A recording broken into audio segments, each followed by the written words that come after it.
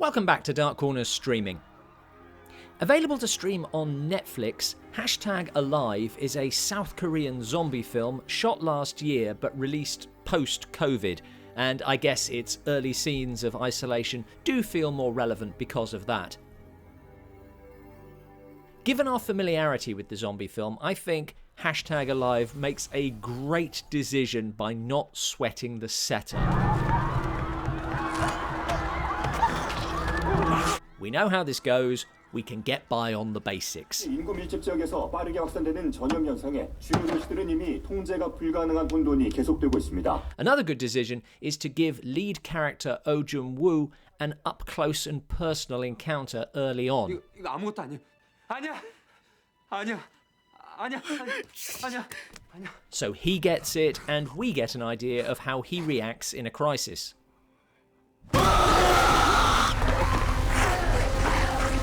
Blind panic. Jung-woo is not going to be your gun-toting, zombie-bashing hero. He's a tech-savvy gamer, still living at home, whose survival skills are limited to alerting the online community.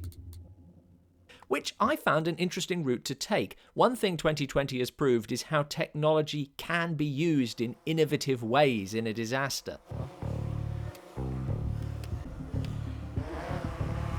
Lockdown has taught us that the most terrifying word in the English language is disconnected. And that's certainly true for Jung-woo, as he struggles to get a signal, and keeps in touch with the outside world the only way he knows how. 제 채널 구독하셨던 분들은 저를 모리스유기로 더 잘 아실 텐데. In fact, this online survival, which could be the film's USP, is only really addressed in the first half hour, but it does lay important groundwork for the rest of the film, not least in that it gives us a clear picture of Jung-woo. 역시 좀 모자란 놈인가? And I think helps us root for him as the scope of the story expands beyond his flat. There are definitely some logical flaws or plot holes which, in a film like, for instance, Train to Busan, would take you out of it, but this doesn't have that tension or emotional heft, so it gets away with stuff. There's a sense of, just go with it, as the movie crashes along. Which is not to say there aren't emotional scenes, there are, but it's more of a light-hearted take on the genre. And the characters are people with whom you're happy to spend 90 minutes, which is vital in a film with so few of them.